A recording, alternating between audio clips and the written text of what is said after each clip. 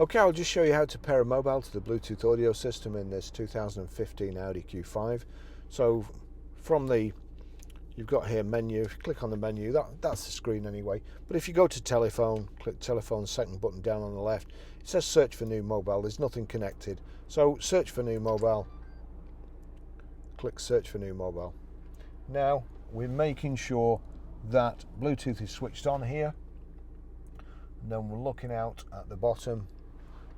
Click continue for the system to look for a phone.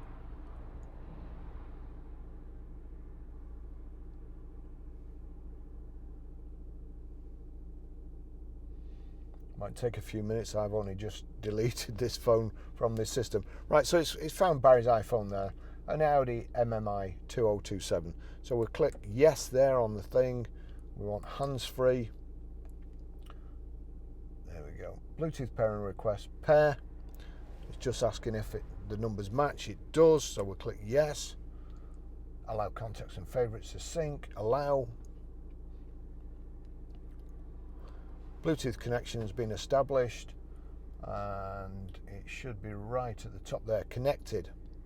That's it.